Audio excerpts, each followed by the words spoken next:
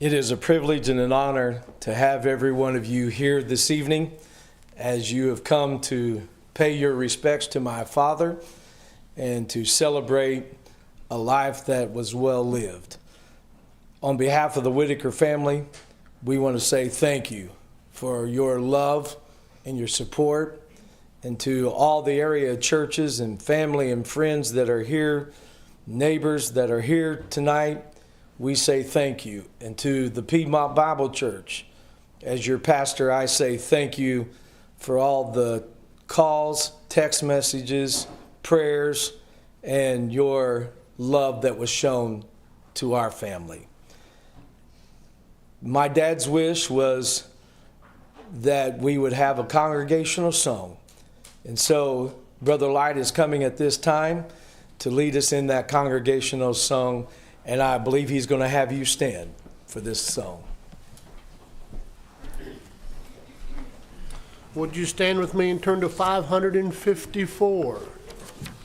554.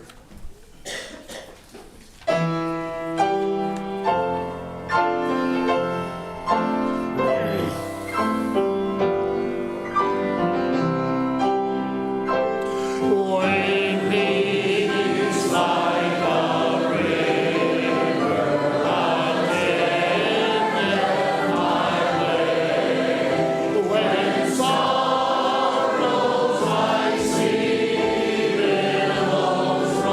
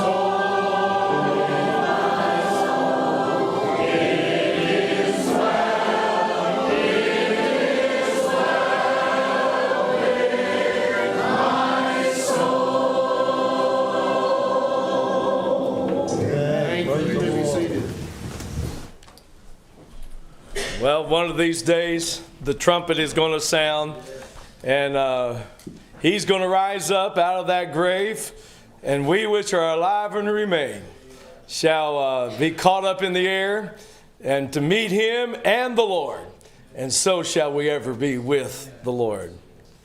My father, Mr. John Edward Whitaker Jr., 79, of Thomasville, North Carolina, passed away last Saturday, August the 9th,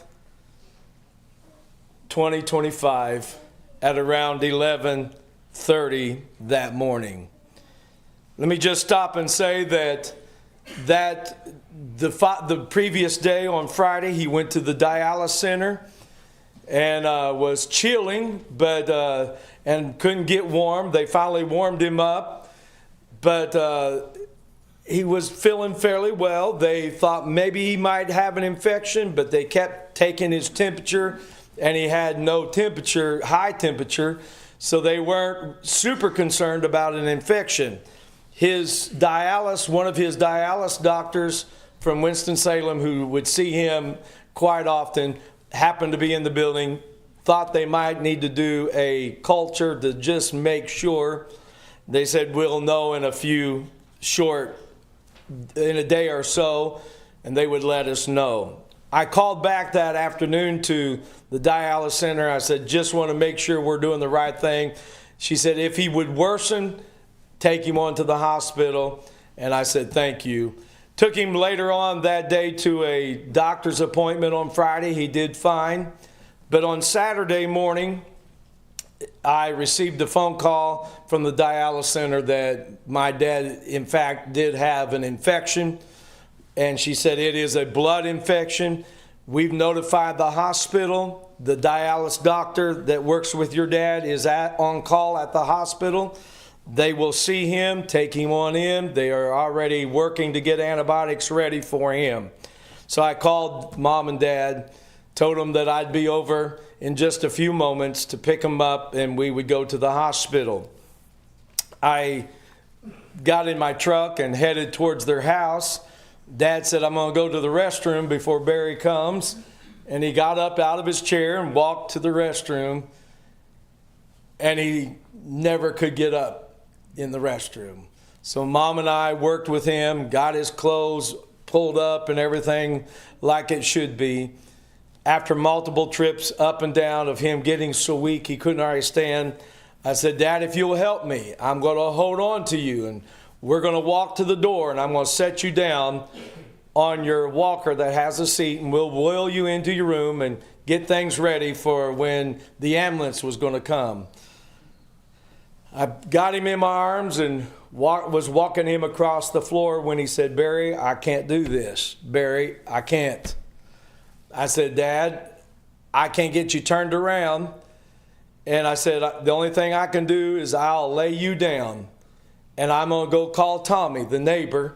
And I said, I'll call him, and Tommy and I will come and get you up in the chair, because Mom and I sure couldn't do it she couldn't help. So as I laid him down like you would do an infant baby, Dad in my arms, when his bottom touched the floor, Dad went, not in a painful oh, but he said, oh. And I laid him on down, never looked at him thinking I'm going to run and get help, and I ran and went and got help, called, and within less than 30 seconds after leaving the restroom and when I come back, Dad was lifeless on the floor. Mom and I feel that he probably was dead when I laid him on the floor. But that happened around 11:30 to 11:45.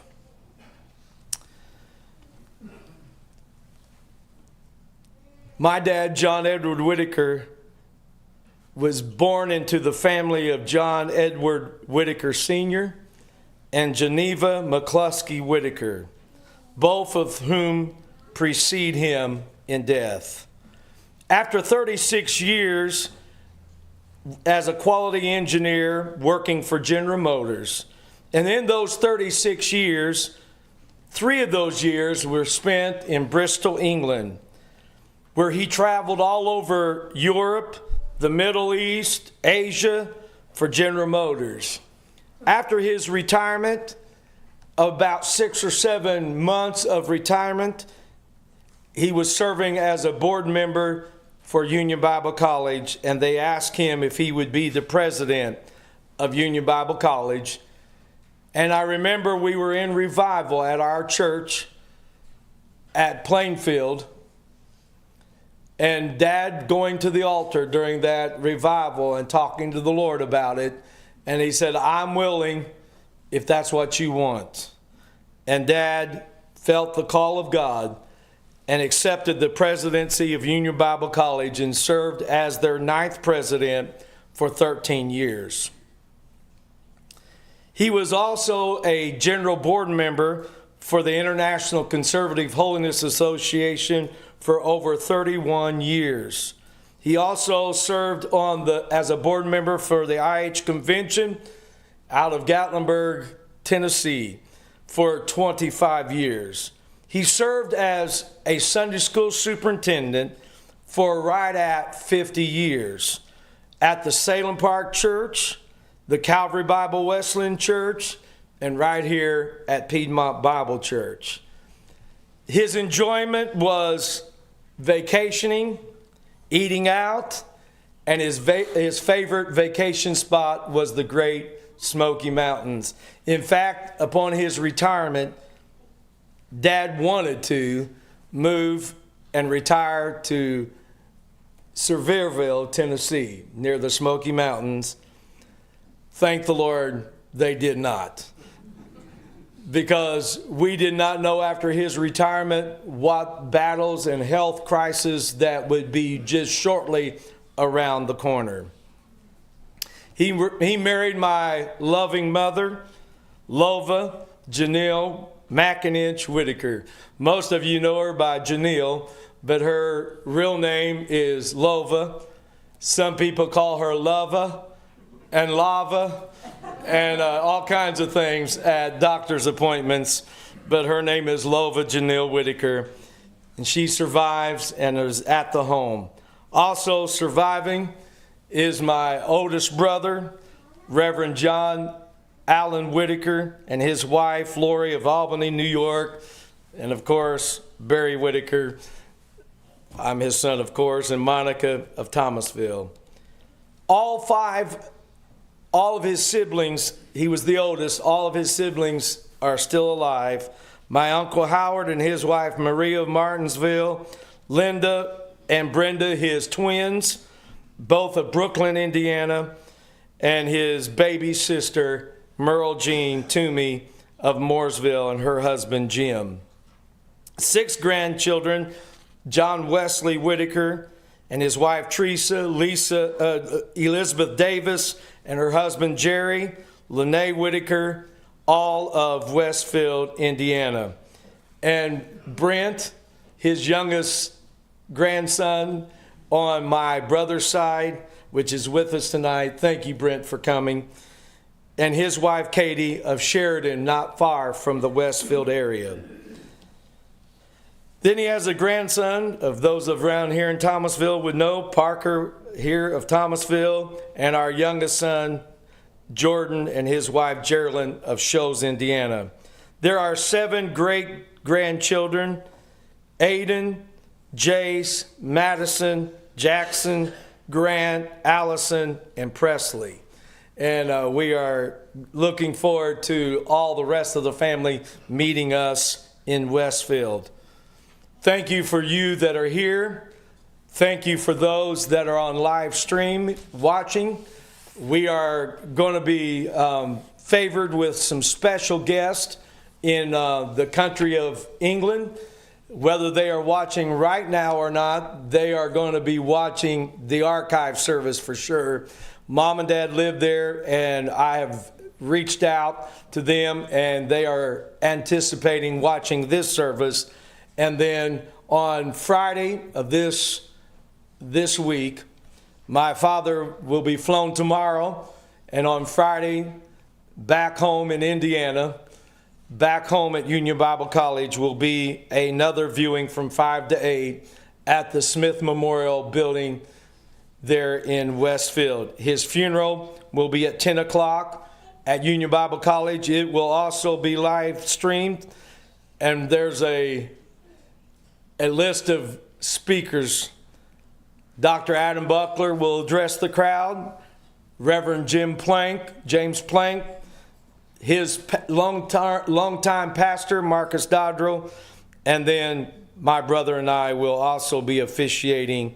He's going to be buried at the Summit Lawn Cemetery in Westfield, where Simeon Smith, one of the presidents of Union Bible College, is buried. Brother James Fulton, which was an interim president at one point in time, is buried there. So he's going back home to be with his school family. At this time, we're going to have some tributes, and at my dad's request, one of his good friends, Carl Heinzelman, is coming to share with us.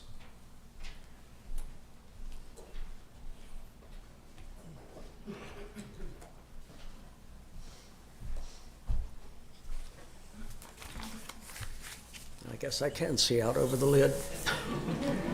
Don't laugh. It's a great privilege to be able to share some memories of John as a friend. When I was told that he would like for me to do this, I counted it as a real privilege, and I mentioned to Sarah that I didn't take it lightly, and I spent a lot of time trying to decide what to say and how to say it, and I trust that I am able to convey to you my feelings about John and his friendship. I've heard about John Whitaker Jr. from his years as president of Union Bible College, but had never met him any more than in passing until about 4.5 years ago. It hardly seems possible that it was just that long. But in these few short years of being closely acquainted with John, I've grown to love him and appreciate him. I only wish I could have known him longer, and I so wish I could have known him when he was in better health. Much of the time I knew him, he was not well. John was a very intelligent man. I learned that not from him trying to impress me with the knowledge that he had from his work at General Motors or from his leadership as a president. He just wasn't that kind of a man. But I learned it from our talks when we would ride together, going to doctor's appointments and times that we spent together just visiting. He had so much good, practical information and wisdom to give.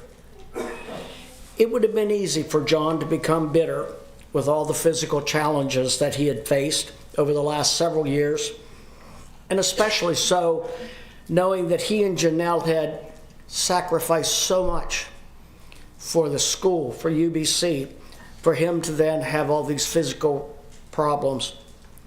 But I never once heard him say, "That isn't fair. Why me, Lord?" A comment he made to me on more than one occasion, he would say, "I don't understand why, but he does, and that's what really matters." He made that comment to me just maybe a week and a half ago, and I knew that his time was coming short, and I thought with conviction he could still say that. It really touched my heart. His complete trust and confidence in God, it made me appreciate him more. John was a generous man, maybe a little bit too generous at times. Is that right, Janelle? Yeah, I thought you might agree with that. We were the recipients at times. It was fun to go out and eat with John and Janelle. I loved the challenge of trying to get the bill first or sneak up and pay for our meal before he knew I had done it. That was just John. He loved to do things for people. He would always come up with some reason why he should pay the bill. A standard exchange between him and me would go something like this: "John, I can pay my bill." "Yes, I know you can." And then I'd say, no, really, I can pay this bill. And he would inevitably say, and some of you probably have heard the same thing, "I don't have to, I get to." And that really was how he felt. He got the honor of doing something for someone. Along with always wanting to do for others, he had a strong belief in making sure he paid for everything, and he took care of all of his responsibilities. John would insist on paying me every time I'd pick up some little thing at the store, or bring something over from the house, or run some little errand. He'd always reach for his wallet and say, "How much do I owe you?" And my response was, as I would walk out the door, "I'll add that to the bill and I'll mail it to you." He'd say, "I'll get you." I told him that just this past Thursday. I had gone over and put a metallic thing over a register to keep cold air from blowing on him. And that was his one of the last things he said to me was, "I'll get you." I think I got him. John may not have been the most patient man at times. I think we know that he could be a little impatient at times, but I'll tell you, his patience with me never ran out. Really, he should not have been patient.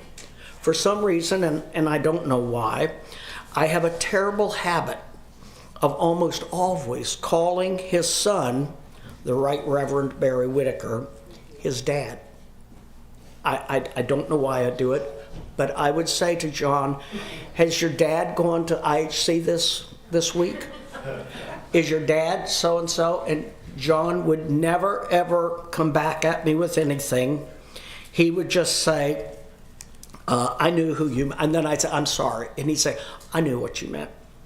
It never seemed to bother him, and if he told Janelle otherwise, she never told me. So I hope you'll be as patient with me, Janelle, as he was when I make that mistake. When I'd try and find an explanation for why I had said it, or why I do say it, there's really none, he would reply with an expression that I soon learned to expect from him. He would reply with, "It is what it is." And some of you have probably heard it. It is what it is. Often when I was on the phone with him, and I would have it on speakerphone so Sarah could hear when we were talking about things, I would see Sarah smile. She knew what was about to be said. He was getting ready to say, it is what it is. And often with a sense of resignation. Anyone that knew John long knew very quickly that there were two things he strongly believed in. One was church attendance, and one was punctuality. Punctuality at church, but punctuality in everything else. Before John was not able to sit up front in church, he and Janelle were always here in church on the second pew and early. I always felt so bad when I would see him sitting in the foyer on that chair that was up here for Janelle, bent over from pain in his back, and yet he didn't want to miss church. There were times I know God would have understood if he had stayed home. In fact, I think God would have preferred for him to have stayed home, but not John. John wouldn't do that. If he was not at church, you knew he was extremely ill. And speaking of punctuality, John and I both were on the same page on that, but when I would get ready to take him to an appointment, and I always tried to be on time, if I was a minute or so later than he thought I should be there, as I was coming up Overbrook Lane, which is the road they live on, as I was coming up Overbrook Lane, I could just count on it, my phone would ring. I was maybe a minute late. But he liked punctuality. If you were going to go out with them somewhere and said, "We'll be there at 11:30, make sure you were ready at least by 11:25, or you would make them wait. John was, shall we say, a man of firm conviction. I guess you could say that a bit more bluntly if it weren't today. You could say maybe he was a little stubborn. I'm going to give you an example of one of those times and get the idea. I got a call from Janelle and a dear friend of theirs who's here today, Carolyn Wall, and they were very concerned about John's health. He just didn't seem right and was getting worse. He had decided that he did not need to go to the hospital. His son, I got it right, son, Reverend Whitaker, was out of town at the time on business, and so they asked if I would come over and talk with him and try to persuade him to go to the emergency department to be checked out. I quickly went over it, and it was obvious that John needed to be somewhere other than his recliner. After trying my best to persuade him by coaxing him and any other way I could, I resorted to something a little more persuasive. I threatened him. I told him, you either come with me or I'm calling 911. And he did not want that. For some reason, he didn't like those 3 numbers. He went with me to the emergency department, and they confirmed he was a very, very sick man. So I'm glad I didn't let him win that time. I could relate a lot of other memories that have kept coming to me as I was preparing for this, but suffice it to say, John was a man that has made a mark on my life. I pray that I will forever be a better person from having the time with John that I've had, as short as it was. I love John. He was a true friend, and I plan to meet him again someday. Thank you. Oh, and Janelle, I didn't get a chance to mail that bill. You know, that one I told him Thursday that I'd get it in the mail for him. So I brought it today for you. Here's the bill, and it's marked paid.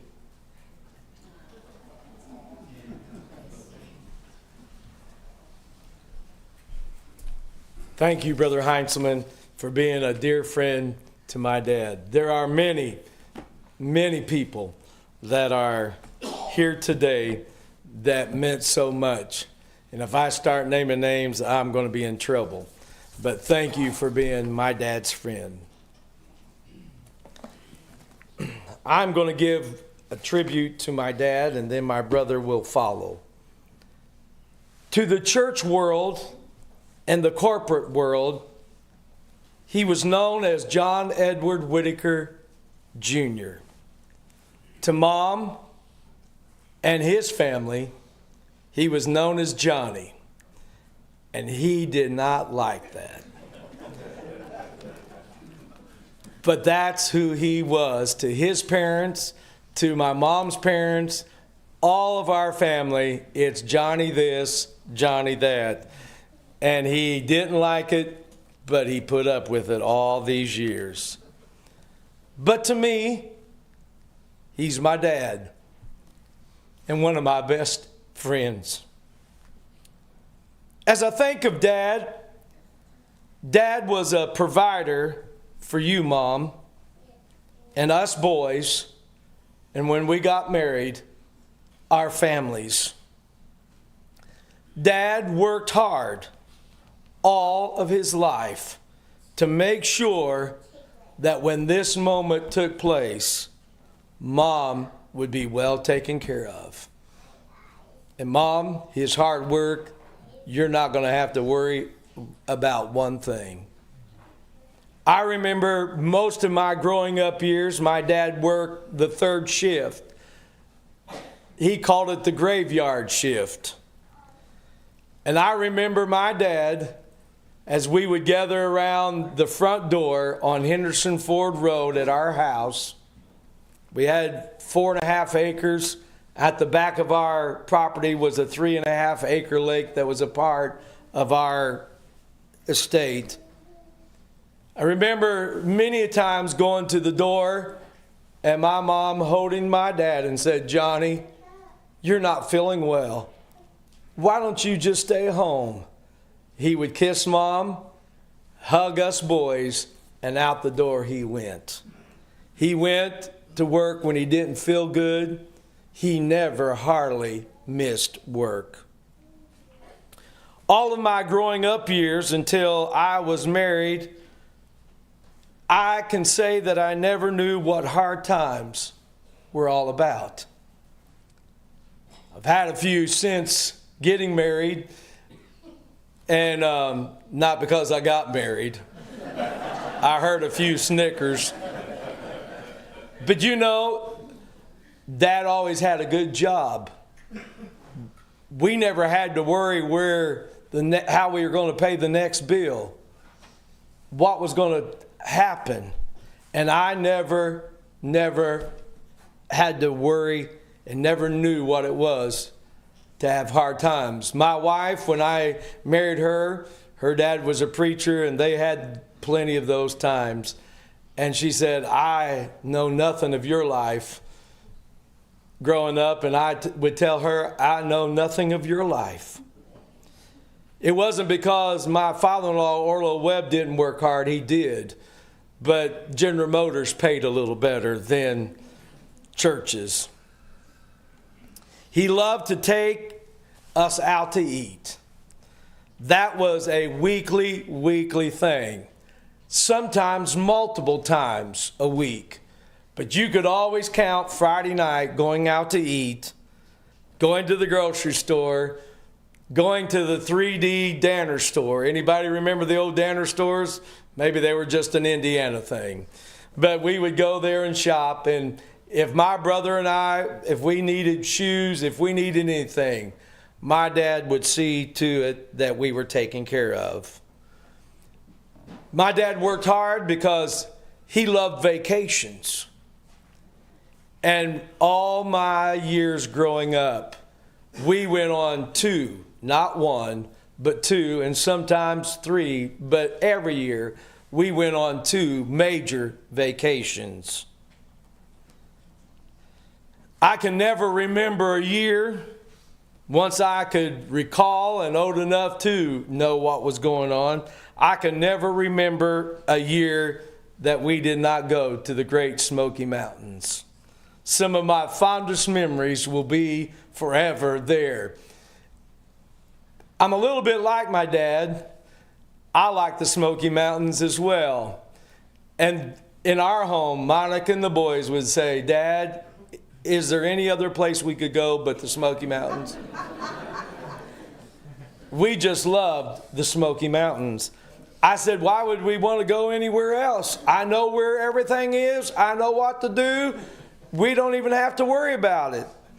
But we went other places, but we went to the Smoky Mountains.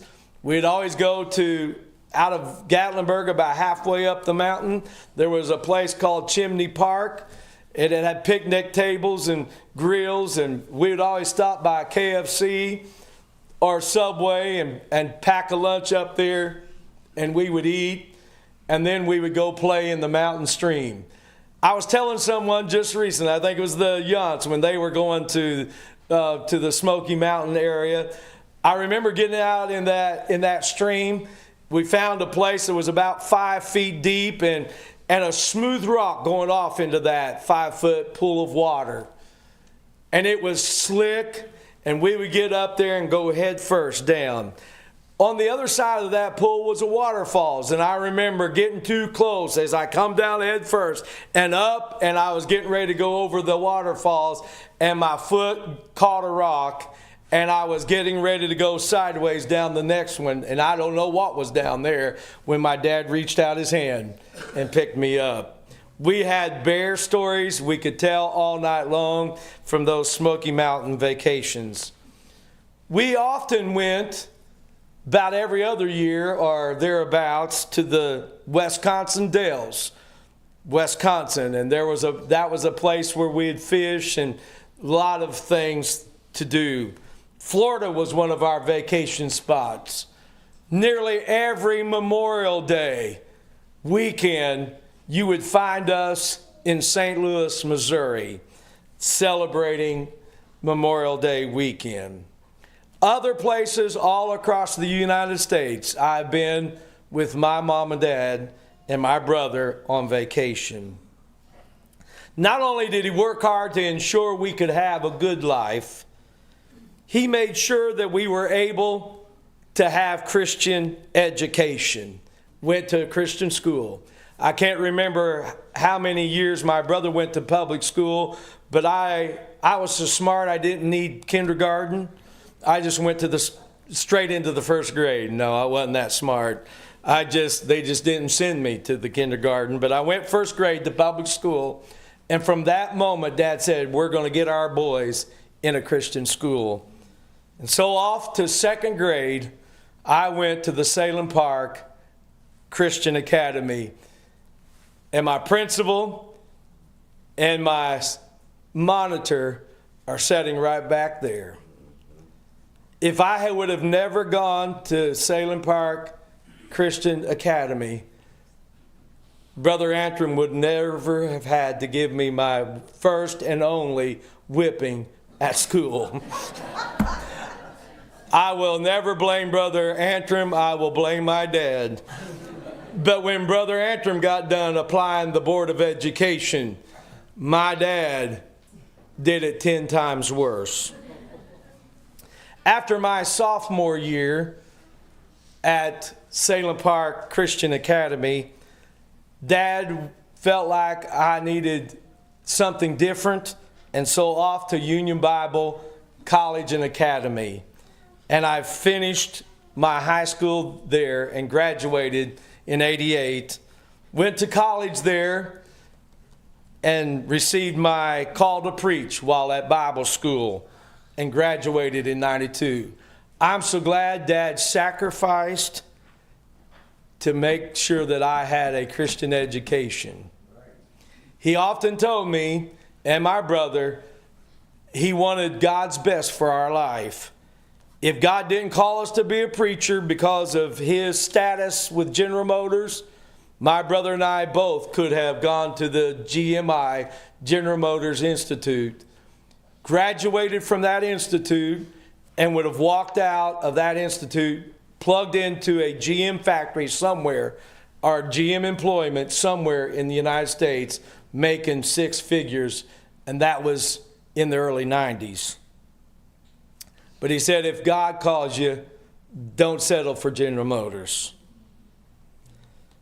Well, he was proud that I was going to Bible school, and I remember the day he went down to Martinsville, Indiana, with my brother and I, and we picked out from the showroom floor, a brand new Chevy Sprint. Now, some of you may not know what a Chevy Sprint is. It was a 3-cylinder, 5-speed Chevy car, little bitty car that later on the Geo Metro took its place. But he bought that car for us to travel back and forth to school in. My brother finally got tired of riding with me and married Lori, and so that car became mine. He gave that car to me to drive. Daily, he made sure I had money for gas, money for food. I never wanted for a thing. His only thing is, you'll obey my rules or the keys will be taken and the money will stop. I never once thought about smoking a cigarette, never once thought about drinking a sip of beer. But my dad said, if I smell cigarette smoke on you, if I smell alcohol on you, you'll walk out that door and you'll never walk in my house again. You understand me? I said, yes, sir. And from that moment, I said, I've got life too good because of a dad that worked hard. I'm going to play by the rules. And so he made sure we had what we needed for our daily trips from Mooresville, that 50-minute drive to Union Bible College. He was so proud of the fact that my brother and I both sang in the UBC choir, quartets, and trios for UBC. And in my high school days and my freshman year of college, Dad would take at least 2 weeks of his vacation from Allison Engine Company and volunteer to represent Union Bible College. This was before he was a board member. Represent Union Bible College, and paid for the gas, paid for the food, and traveled with my quartet all across the country, Mom and Dad. And we loved Pops. As I was talking to Chris Cravens, he said, man, I love Pops. And he's going to be there to read some scripture and make some comments and read some letters on Saturday. But Chris said, let's let Pop sing with us. I'm telling you what, when Dad got up there and sang with our quartet, every button on his shirt could have popped. He was so proud to be able to sing and represent Union Bible College and sing with his son. He also made sure that we knew how to work. A lot was given to us, but there was a lot that was expected of us. One thing, when I was just a little boy and my brother was little, I don't know what got into him. But he marched us into the living room, sat us down, and I thought we were in trouble. I thought, man, what did we do? He set us on the couch, and he said, listen to me, boys. If you ever smart mouth your mom one single time, and he doubled his fist, he said, this will be in your mouth so fast, you'll be lucky to get up off the floor when I'm done with you. You understand? And I'm like, sure do. I don't know what this is all about, but he had something he needed to say. I remember one supper years after that, I wasn't talking smart to my mom, but I was trying to maybe reason with my mom a little bit. And my dad went, and I looked over and he went, yes, sir. My reason left me. He demanded respect. He made sure we had mowers to mow, cleaned out fence rows on our property, and more mom than dad, but we knew how to work in a garden. We would plant the garden, we'd run the tiller, and my mom would drag us out of bed at 4:30 sometimes, and she said, we're going to pick the green beans before it gets hot. And man, that was wonderful. When I ran the tiller, I would take a few plants out as I went. But he also it was not just all work, but there was fun. We went fishing at our own lake with Dad. Went other places fishing with Dad.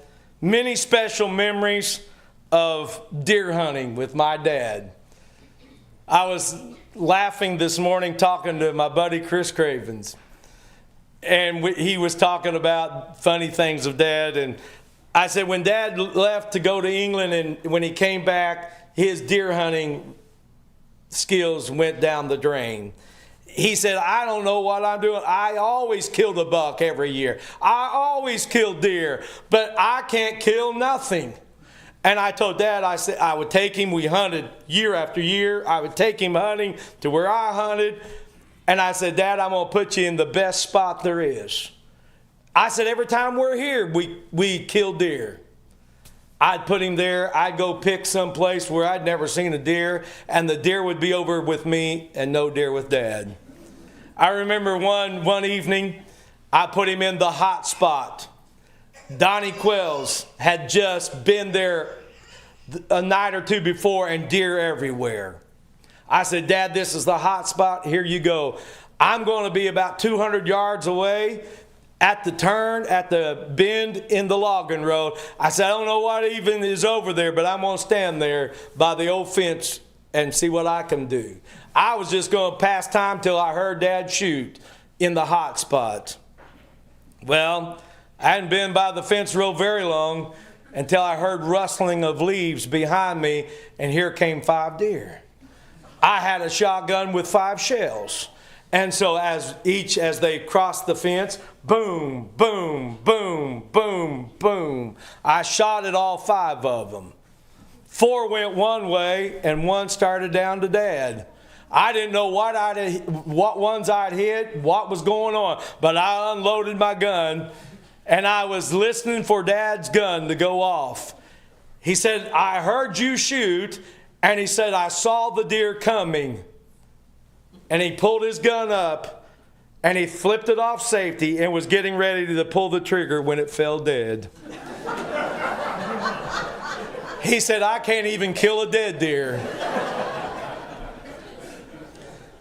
We never went hunting without Rice Krispie treats. Mom would cook them and make them, bake them. We'd have Rice Krispie treats. And if we didn't bake them, we'd go somewhere and buy them. And Dad would always say, "Where's our Crispers?" That's what he called them. He always made church a priority, as it has already been mentioned. Church was a priority. Even though he worked third shift, we never missed a night of revival. We never missed church Wednesday night, period. We never missed. And I'm so glad that my mom and dad felt in their heart that they should leave the old line churches that were compromising and going a different direction. They said, "We can't raise our family," and they didn't have children at that point in time. My brother may have been on the scene shortly after. But they said, "We can't raise a family in those churches." They began to ask around, and one of their friends said, "There's a good old-fashioned holiness church in Indianapolis, Indiana, Salem Park. Marshall Smart has just come there to be the pastor. That's where you ought to go check out." And Mom and Dad went, and we started going to the Salem Park Church. It was because of Dad and Mom's choice that Brother Smart became my pastor. And Mom and Dad had Marshall Smart dedicate me when I was a baby. And he held me in his arms as Mom and Dad gave me to him for him to give me to Jesus. It was at that church that I got saved and witnessed the presence of God. I mean, old-fashioned presence of God, where people were under conviction and couldn't sit in their chairs. I mean, people fell in the aisle trying to get to the altar under old-fashioned conviction. We don't see that in our day, but I have witnessed it, and I thank God in heaven that my dad and my mom put me in that kind of a church. I saw people healed in that church. A lady with a withered hand. I knew her. Her hand was all drawn up, and old Brother I. King prayed. And that lady's hand went out straight. I witnessed the presence of God, the healing power of God, and many lives were changed by the power of God. I also at that church knew what it was to have my dad to be the Sunday school superintendent. And from my dad being Sunday school superintendent and Brother Smart, my pastor, we learned the art of calling. We learned what it was to have a bus ministry. And I learned many other spiritual values. Thanks to Dad, thanks to Mom for making that a priority.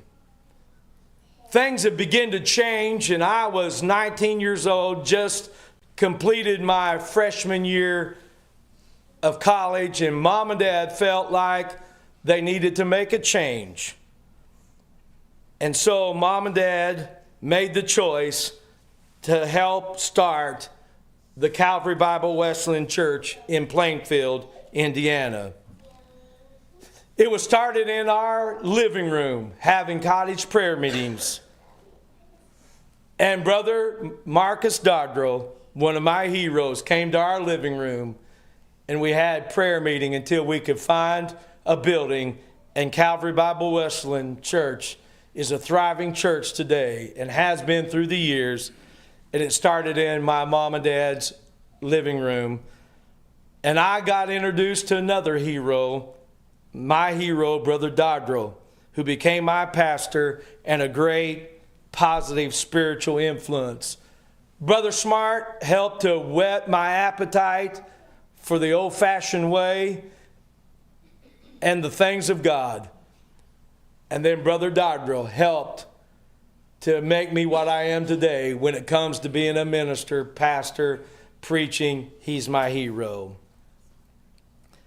Dad, one of my special times would be Dad would often gather us in the living room for family prayer. We would read the Bible. Sometimes we would kneel around the furniture and kneel and pray. But a lot of times it would be Dad, Mom, my brother, and I holding hands in the middle of the living room and praying. And I can still to this day hear my dad crying. And he said, Lord, don't let this circle be broken. And that circle has not been broken. Dad's gone on, but Mom, John, we're going to keep holding hands. And we've determined in our heart that circle will be unbroken. Not only was my dad a provider for our family, but, and I'm hurrying, my dad was a provider for others. My father took thousands of people out to eat and paid the bill. Mom laughed. Sometimes, most of the time she liked it, but she always worried, are we going to make it? I said, you're going to make it. But she said, different times we'd say, your dad would be a millionaire today if he didn't take so many people out to eat. Not only did he take people out to eat, but he took families on vacation.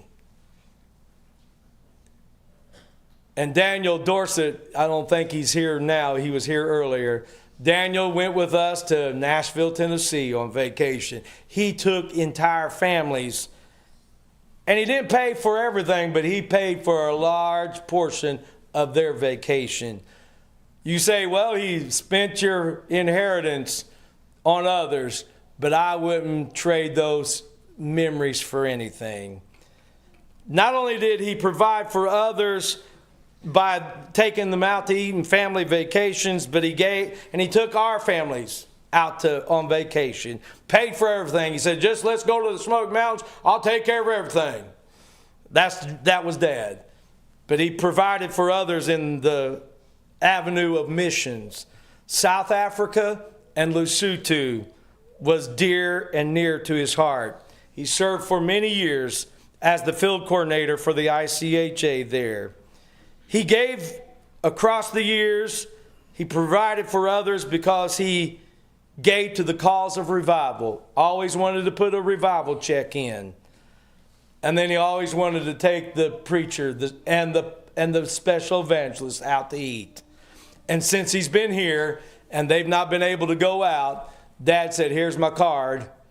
Take you and Monica and the boys and the evangelist out to eat on my dime. Moving on, Dad was a provider for UBC. He served as a board member for several years and then became the 9th president and served for 13 years. He took the helm of Union Bible College at a very crucial time and brought stability to a college that many people were thinking was on life support and would surely close its doors. But Dad's leadership and there every day kept UBC afloat. When Dad left, he had spent over $80,000 out of his own pocket paying bills. And he said, I don't want a dime of it back. I don't want you to pay me back. The board said, we'll pay you back, Brother Whitaker. He said, I don't want it. But any of my grandkids from this point on that go to UBC use that $80,000 towards their school bill. I think 2 or 3 used that. They probably would have still owed him somewhere between $60,000 to $65,000. But Dad just graciously gave it and said, I don't want repaid. He was a friend to the staff and the faculty. He impacted so many young men and women for God. The stories are too many to tell. Dad was a provider for the ICHA. 31 plus years as a general board member. He served with Tim Cole, Keith Ledford here tonight, and it was a dream come true for him to serve on that board with his son, Barry. He was a friend to Buddy Perry, our founder and chairman, and a friend to our current chairman and former vice chairman, Marcus Dodrell. He was so sad when the day came in 2023 that he tendered his resignation to the ICHA as a general board member. It made him feel so sad, and he said, I don't want to, but I know I need to. Yet he was so happy that his personal choice to take his spot on the board was appointed, and that man is like a brother to me as well, Jeremy Tooley. Dad was a provider to the IH Convention, 25 years as a board member for the IH Convention. I serve on that board, and last year I was thrilled and privileged as Brother Plank called me up and gave me Dad's plaque for 25 years of service. And I took it home and gave it to Dad. That year, this past year, in that meeting, my brother was elected to that board, and Dad's hope was, he said, Barry, I don't know how it's going to happen. I don't know if Mom can go, but I'm going to hire someone to drive me to Gatlinburg, and I'm going to sit with my two boys in that IH Convention board, and I'm going to enjoy it. Well, Dad, you didn't make it, but we'll think of you when we're sitting together this year. Dad impacted Piedmont Bible Church. He served as a board member, Sunday school superintendent, and a song leader. This church was a friend to my dad in the latter years of his life. We didn't know it, but he was in decline when he came. And within a few short years, my dad's health began to really break. And you people, Piedmont Bible Church, was a friend of my dad in the latter years of his life when his strength and his stamina was weak and low and almost gone. The last 2 or 3 years, he cried tears of joy as we gathered at their house to sing Christmas carols to him. That was something that he would always do and was now unable, but you made his Christmas. Piedmont Bible Church got the feeble years of my dad, the feeble years of a man who was strong and courageous all of his life. Yet you loved him just as if he was the great man that he had been in his earlier years. Thanks for loving my dad, Piedmont Bible Church. In closing,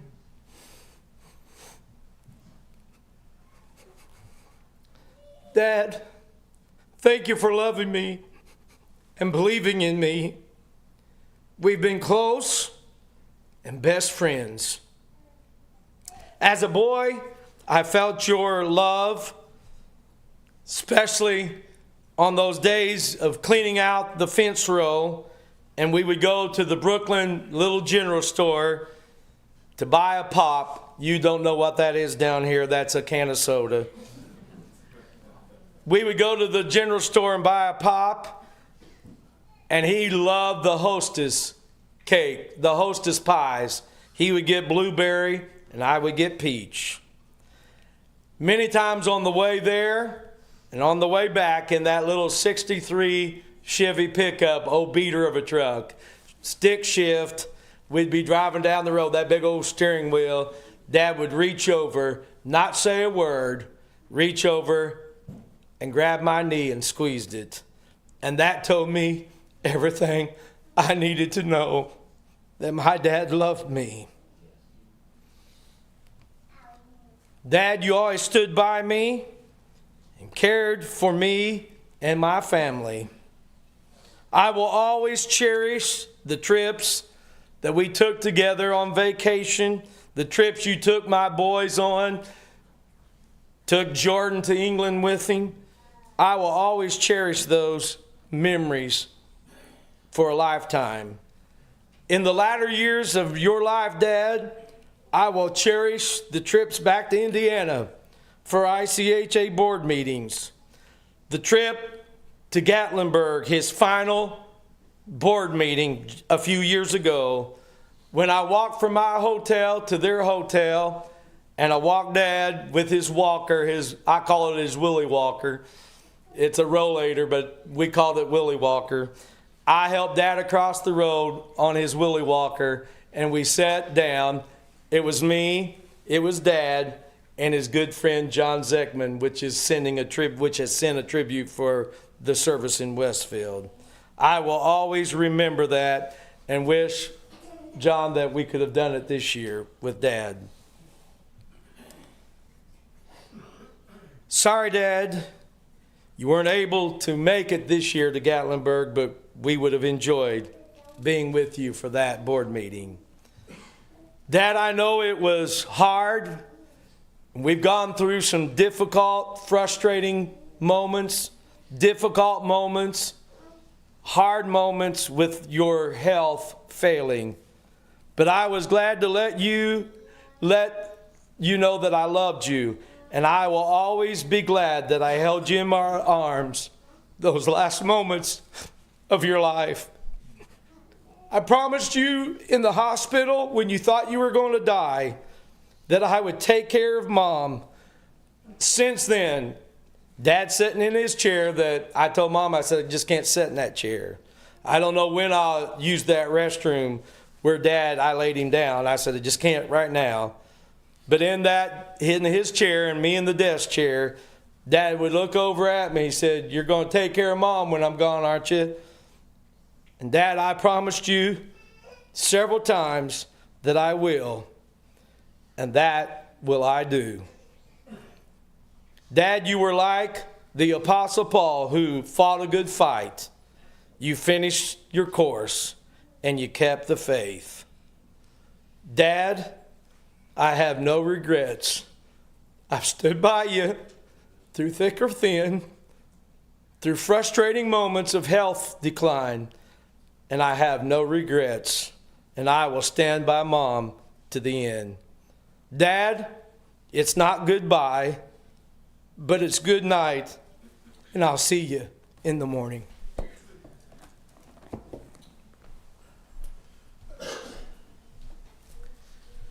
Well, my brother told me he was going to keep his remarks short.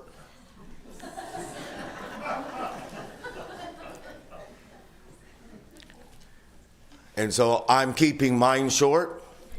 I'll try to let you out of here by 9:30 or 9:45.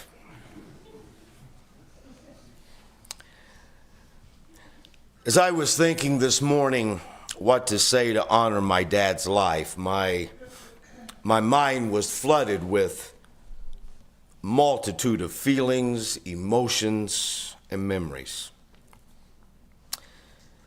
I knew this day was coming, especially when he would not take the port out. And the doctor told him, you can get a blood infection. I knew this day was coming and in a way tried to prepare myself for that phone call that I knew I would receive. But I was hoping it would be further down the road. As I said, I had prepared my mind, but along with Dad's weak heart, I knew that one day I would receive the call that I received last Saturday. Though I had expected it in my mind when Barry called me, it was unexpected. You see, I talked to Dad on Thursday and he seemed fine. In fact, I was up in Canada and we were fishing. Pastor invited me up a day early to go fishing and then was going to visit the church. And I was out fishing when I received the call that Dad had passed from this world. As I thought about my dad, and you're going to hear a little bit of repeat, but bear with us. Dad taught me many lessons in my life. And but the last lesson that he taught me was that life is truly temporal. And your world can change with one phone call. As I already said, ironically, I was up in Canada fishing with the pastor, and And he wanted me to come up to fish. And when my brother called, I had a bluegill on the line. And I saw it was my brother and figured he was calling just to shoot the breeze, as he normally would. And so I did not answer. I rolled in the bluegill and took it off the hook and then called my brother back and received the news. I thought that was interesting because my dad taught me the love of fishing, hunting, and the great outdoors. However, when I got that call, I lost my interest in fishing. I was done. But my pastor friend was catching bass, and he wanted me to catch a bass, and I could have cared less about catching a bass. But he said, here, let me pack everything up, and you take this pole with this crankbait over, and you go over just a little ways over there, and you cast out. And I caught a nice-sized bass. I unhooked it, put it back in, and went to the car, and we drove back. And ironically, I thought that bass, Dad's for you. Reflecting on your life and your lessons you've taught, I'm thankful for each one of them. As I've already mentioned, you gave me the love for the great outdoors. I remember my very first deer hunt as I followed Dad through the dark woods. I tried to mimic his walk. I tried to step where he would step. And he would tell us, follow my footsteps. You don't want to snap a twig. I was fine until I got to looking into the woods and seeing those white eyes looking back at me, and I wouldn't pay attention, and then those tree roots would just wrap their branches right around your foot, and you would fall. Finally, my dad would turn around. Weren't you following me? Well, yeah, Dad, I was trying, but you see, I got my eyes off of my dad and all the spooky noise and things that was in the woods. I'll never forget one hunt that we went on. When we came out of the woods, we were met by a game warden. I don't know if Barry remembers that or not. And I was carrying my gun down to my side, pointed down, but Barry and my dad had their gun up on their shoulder, pointed straight back, and we were laughing, talking. And the game warden came over and said, where were you guys hunting? And without thinking, both my dad and my brother turned around and pointed, and both of their guns were pointed straight at that game warden. I thought for sure we were busted and going to jail. But he chided them for not being careful, but he didn't do anything. So I was nervous. You taught me that family time was critical. You loved going, as we already said, on vacation. It was a top priority in your life. And I'm going to share one time that I think Barry may have forgotten, because there was one year we didn't go to Gatlinburg because Dad gathered us together and said, money's tight this year and we're not going on vacation. I think my dad was more upset about it than Barry and I. Big deal. I mean, we had a lake, we could fish, it was no big deal. But my dad went to work and finally gathered us back about a couple of weeks later. He said, we are going to go on vacation. We're going on a fishing trip to Kentucky Lake. Well, we were excited about that because we like to fish. And we went down and we spent several days just drowning worms. You know what I'm talking about? He'd paid all the money for this cabin, for renting this little 10, 12-foot aluminum semi-V-bottom boat with about a 10-horsepower motor on the back of it. And we weren't catching anything. So we found out where they were biting. And so he informed us the next morning that we were going to cross the lake to this little island and we were going to catch fish. Next morning, Dad was down filling up the gas and getting everything ready, and Barry and I came down with our little Zep code 202 or 404s, guaranteed that after about 5 casts they would go no farther than 15 feet. But anyway, we brought our little Zep code and little green tackle boxes down, and we were waiting on Mom, who we kept waiting on. Finally, Mom comes down and she says, "Johnny," remember, he hates that just as much as I hate John Allen. "Johnny, I don't feel comfortable about going across that lake." And Dad says, "Why?" Now you're going to think I made this up, and I'm not. She said, "Do you see that cloud up there?" And literally, it was the size of a man's hand, a dark cloud, the only cloud in the sky. Dad was frustrated, aggravated. He said, "All right, we'll go about 100 yards. We'll fish for about an hour, and if that cloud doesn't get any bigger, we're going across this lake. If you don't want to go, Janelle, we'll drop you back off to the dock." We did. We went over, started fishing, drowning worms, catching nothing, when all of a sudden that cloud grew into a mighty storm. It was a bad storm. My dad had started that motor up. He had that little 10 horsepower motor just whining as loud as it could, the boat into the waves.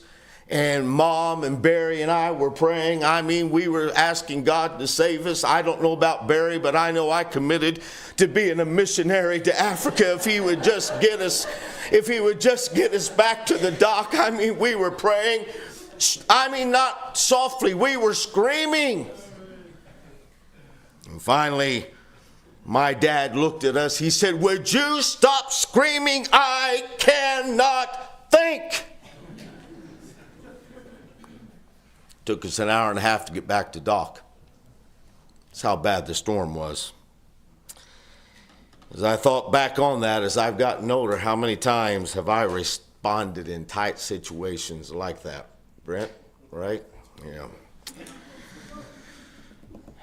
The highlight of your time was getting together as a family. You loved taking your grandkids on vacation, fishing trips, the famous pontoon boats rides, and many other opportunities. These were the times that my dad lived for. As I've already mentioned, you taught us, as has been already mentioned, the importance of attending church. We lived 30 minutes from church, but we missed very few services. You taught us the importance of attending church, but you taught us the importance of being actively involved in church. Not only were you the Sunday school superintendent, but you would also drive to the south side of Indy every Saturday to go calling. And we were there for work days. You taught us the value of loving God through attending revival meetings and church services. I came in contact with people who greatly influenced my life and spiritual journey. Your emphasis on spiritual things kept God at the forefront of my life. The reason I accepted the call to the ministry is because of these lessons that both my dad and my mom taught. You impacted so many people through your leadership abilities. You made people feel welcome and loved. You spent a significant portion of our inheritance on taking people out to eat, paying for vacations, paying school bills at UBC. And I hope you understand, I have no regret. I say that jokingly.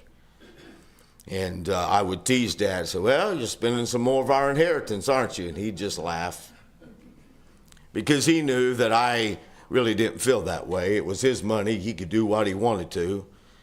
But I would tease him when I found out he'd paid a light bill or something of that sort.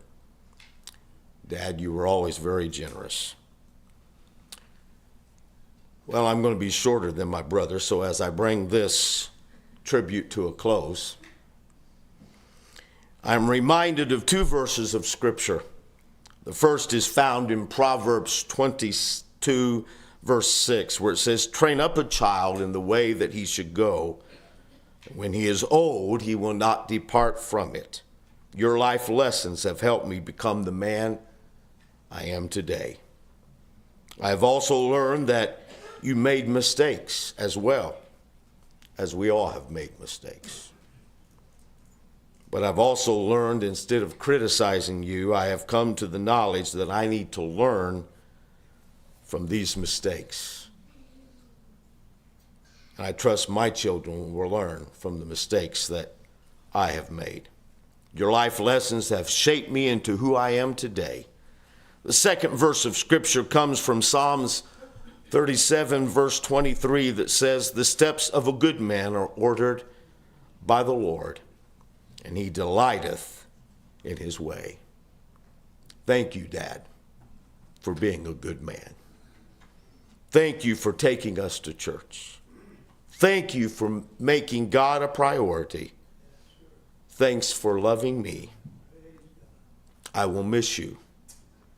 I love you. Until we meet again, I will continue to follow the lessons that you taught me and soldier on. At this time, Brother Rob Krantzman is going to come and sing for us.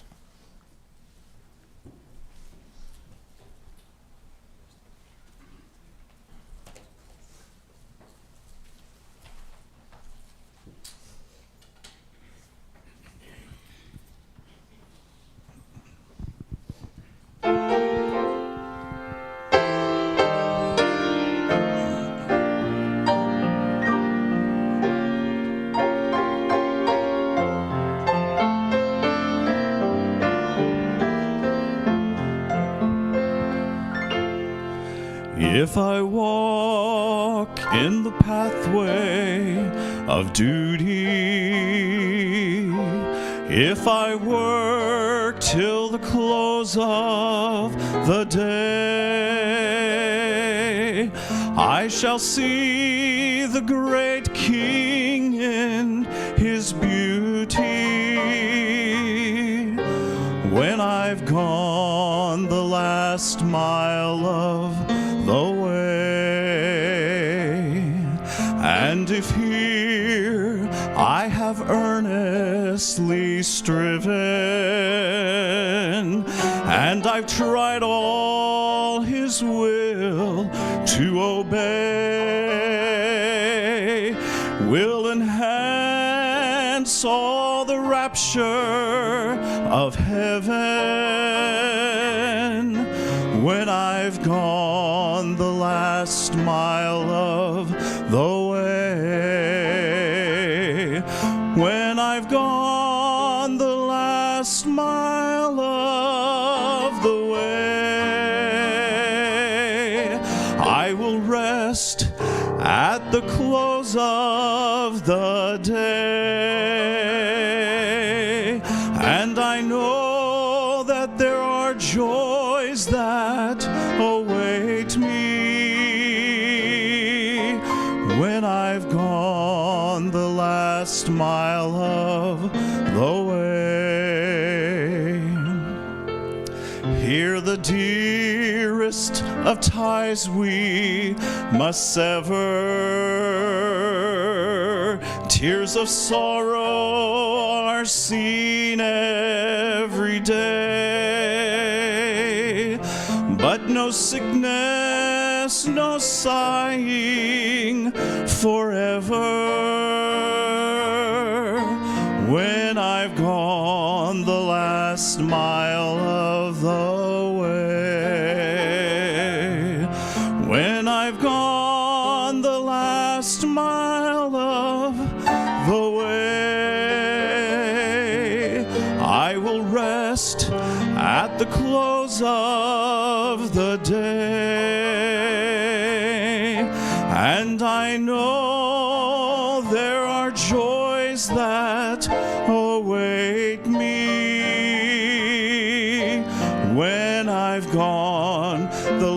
last mile of the way.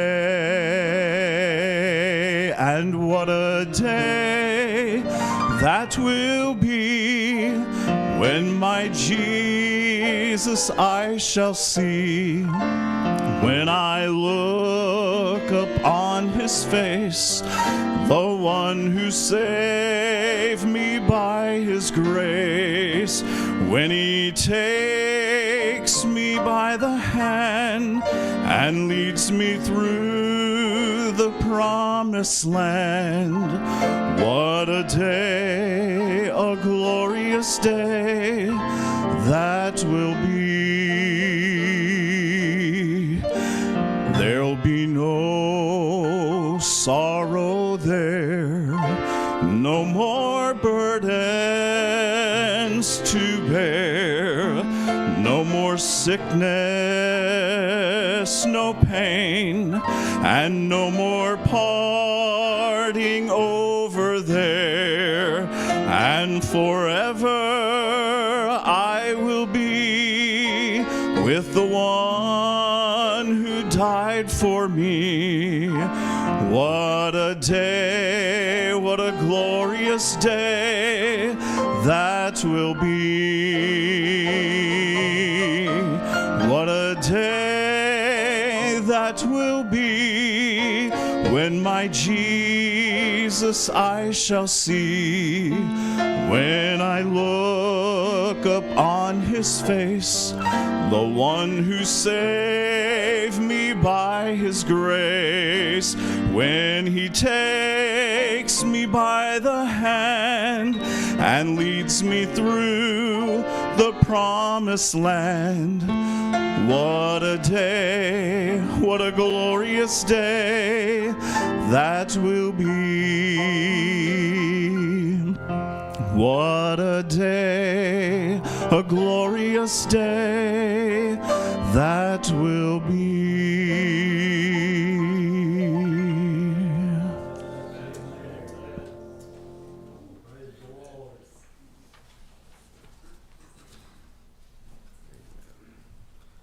Thank you for that special. Let's stand. On behalf of our family, thank you so much for coming and sharing this time in celebration of my dad's life. Many people coming through the line have shared memories, and we appreciate those memories. And pray for us over the next few days, family, as we travel back to Indiana and do this all over again on Friday. And pray that God would just help and touch. And pray for my mom. And I know many of you will, and thank you for that. We deeply appreciate it. Father, we're so glad that in times like these, we can come to you. In times of difficulty, in times of sorrow, in times of sadness, in times when we don't know where to turn, emotions and feelings and things are running wild, we're so glad that we can find within you the blessed Rock of Ages. As that great preacher of yesteryears made the statement, Charles Spurgeon, I kiss the waves that push me up against the Rock of Ages. May these be times, oh God, that we will be pushed against your Rock of Ages and know that we have a solid foundation on which to stand. In these troubling times, we'll give you the praise in Jesus' blessed name. Amen. Amen. We'll let the funeral director come.